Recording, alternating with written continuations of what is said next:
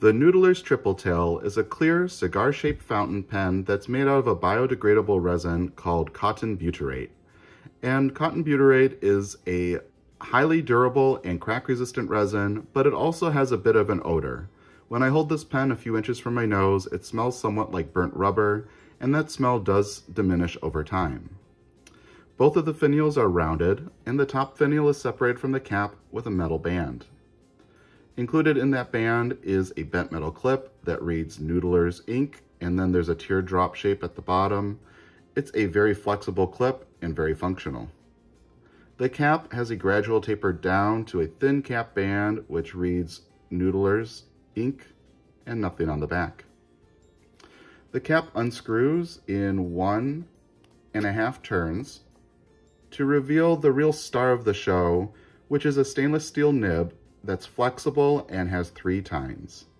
In the middle of the nib, it says Noodler's Ink, and on the back, we have an ebonite feed. The section starts with a flare-up, which is a metal band, and then we have an hourglass shape to threads that are low profile and smooth to the touch. There's then a slight step up to the barrel, and the barrel is mostly straight with a slight taper down to the end finial.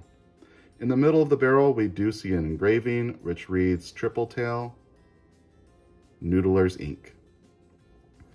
In the hand, the pen is very comfortable. I really like the feel of this section, and the material is soft and somewhat warm to the touch. It's well balanced and a good length for long writing sessions, and if you want, the cap can post on the back. It makes the pen a little bit long, but it doesn't transfer the weight much, and it is very comfortable to use both posted and unposted. In terms of size comparisons, here's the Noodler's Triple Tail, a typical Pilot G2 rollerball pen, and your standard Sharpie. Before we get into the disassembly of the Noodler's Triple Tail, I wanted to take a moment here to compare it with a few other fountain pens. Up top, we have the TWSBI Eco, which is another demonstrator fountain pen, and this one features a piston filler. Down below, we have the PenBBS 500, which is also a demonstrator fountain pen, and this one has a spring-loaded plunger. And at the bottom, I have the Kaweco Sport in brass. This is the most different of the bunch, but inside it does include a push-pull converter, very similar to what we see on the Noodler's Triple Tail. In their cap form, the Noodler's Triple Tail is the only one with rounded finials. It's also the longest pen, followed closely by the PenBBS, and then the TWSBI and the Kaweco Sport is by far the shortest pen because it is a pocket pen. The Kaweco Sport does not have a clip, but it is offered with a removable clip, and the rest of these clips are bent metal clips. Of the pens here, the Noodler's Triple Tail and the Kaweco Sport are the only ones that are cartridge converter pens. Let's take a look at these pens with their caps removed. All 4 pens have caps that unscrew, and all 4 nibs are stainless steel. Though it's important to note that the PenBBS model here has a swapped-in nib, the original PenBBS nib was also stainless steel. In their uncapped forms, the PenBBS is the longest pen slightly. The Noodler's Triple Tail and the Eco are about the same length, and the Kaweco Sport is again the shortest pen by far. If we take the barrel off of the Kaweco Sport, we can see the optional converter, which is a push-pull converter, and that push-pull converter is virtually identical and just a miniaturized version of the jumbo converter that we see on the Noodler's Triple Tail. Let's take a look at these pens with their caps posted.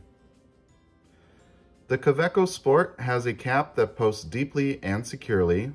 The PenBBS has a cap that does not post. And then the Noodler's Triple Tail and the TWSBI both have caps that post securely, but not very deeply. To disassemble the Noodler's Triple Tail, no tools are required, but you may find gripping materials are useful to have. The cap unscrews from the body, and if you want to disassemble the cap further, you can unscrew the back finial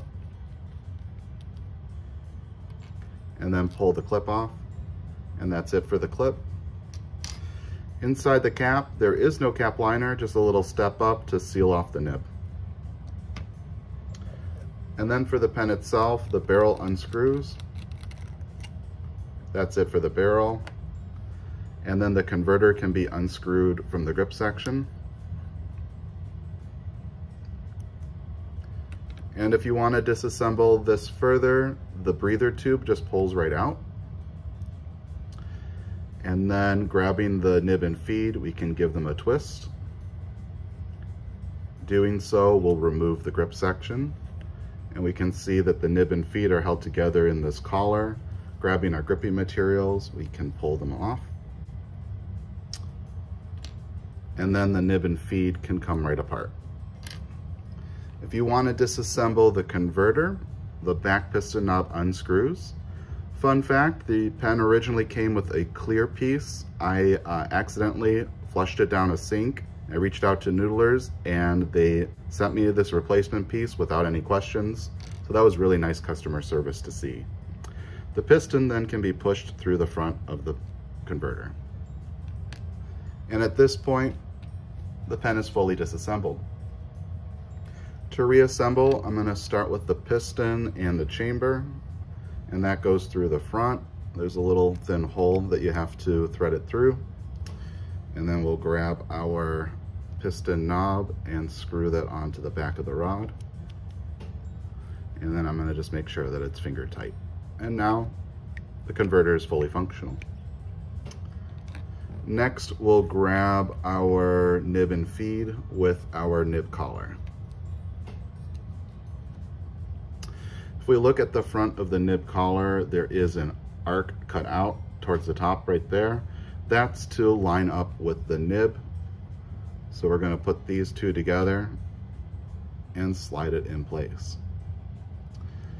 There is a ridge at the back, and that's to make sure that the nib doesn't travel too far down on the feed. So this is automatically aligned really nicely.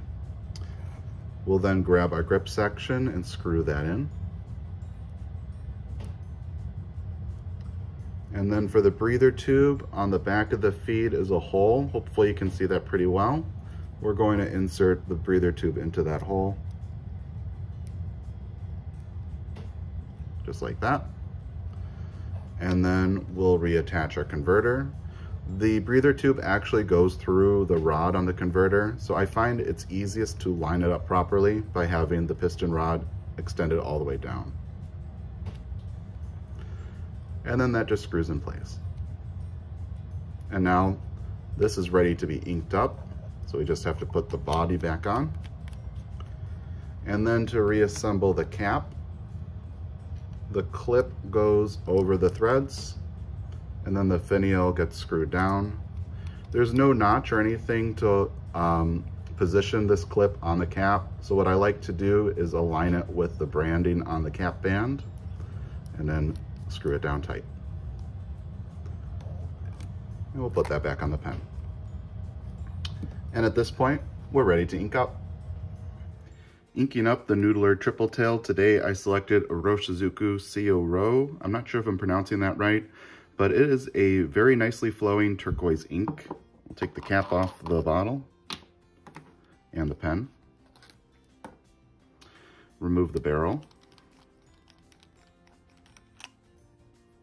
Extend the piston rod all the way down. Submerge the nib into ink and then draw up the piston. In order to get a full fill, I'm going to expel the ink and then draw it up one more time.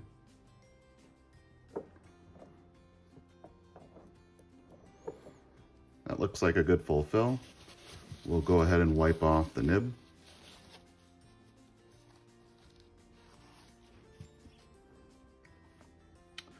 Put the barrel back on. And the cap. And cap up our bottle. And we're ready to write. Writing with the Noodler's Triple Tail, today I swapped in Clairefontaine Triomphe paper, which is a very unabsorbent fountain pen friendly paper, and I'll go over why I'm using this instead of my typical copy paper in just a moment.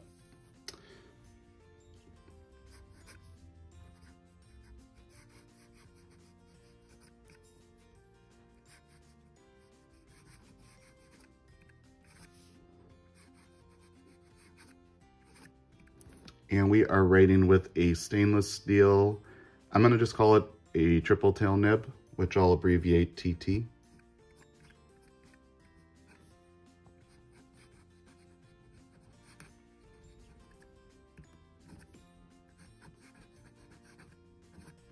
And it's a beautifully tuned nib. It's smooth with a decent amount of feedback, has a ton of bounce and flex, which we'll take a look at in just a moment. It's very wet, and without any pressure, it puts down maybe a medium to a broad line. Our ink, again, is Iroshizuku.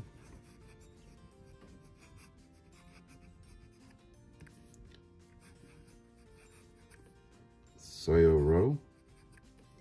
For flex, I'll turn the page.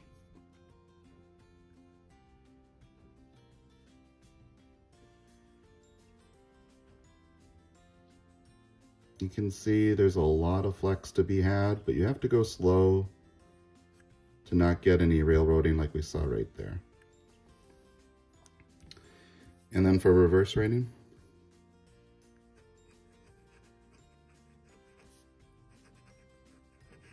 actually quite smooth, maybe a little bit less smooth than the front ways up, but it also puts out a huge amount of ink. I would say there's maybe a little bit of difference going from front to back, but of course if you want flex with this pen, just apply some pressure. You can really push this nib. Nope, a little bit of railroading again. So what do I think of the Noodler Triple Tail? I really love this pen, and I think naturally the star of the show is this nib. You can tell there's a lot of care and R&D that went into the design and construction of this nib, and I really appreciate that. Not only does it have a huge amount of flex, but under no pressure, it's very smooth and very usable as a daily writer. Also, it's extremely wet. This feed keeps up beautifully. Even if you do see some railroading from time to time, that is naturally something that comes with flex pens. And I also really like this filling system. It is a little bit unconventional in being a draw filler, but at the same time, it is a unique mechanism that holds a significant amount of ink. And I also really like how easy it is to disassemble not only this filling system, but really the entire pen all the way down to the cap and the clip. And also at about $50 US, I think that this is a really good value. There aren't very many nibs that can flex the way that this one can, but at the same time, I think that there is room for improvement with this pen. And I guess I'll start with the nib since I just praised it so heavily. The flexibility on the nib is amazing, but it also is fairly picky on ink selection. You have to really choose a wet and low viscous ink in order to not have the railroading that we saw on occasion here with the Iroshizuku. Also, as I mentioned, the nib is extremely wet and provides a huge amount of flex, but because of that, you have to be really careful with what paper you pick. Let me pull in some typical copy paper to demonstrate. Under normal writing, again, it is somewhat like a medium to a broad, but it provides a lot of feathering. I'm hoping that can come through. You can almost see these lines attach just because of the amount of absorption that happens. And then I would say probably the largest room for improvement with this pen is the materials and the design of the pen body itself. It comes in only this demonstrator model with the rounded end finials and the resin that is unique. It's soft, but it also has a pretty strong odor. And I feel like that's kind of a miss for noodlers. I wish that this pen was offered not only in other colors and other body styles, but also with more conventional materials that wouldn't be so off-putting as the one that we have here.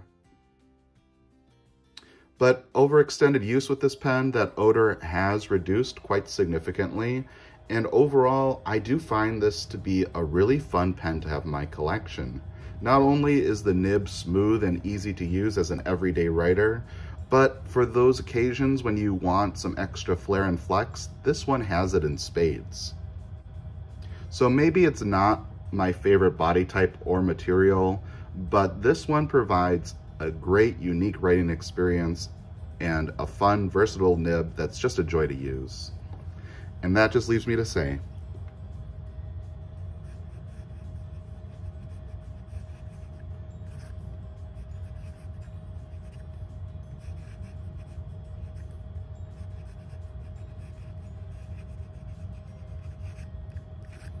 thank you for watching.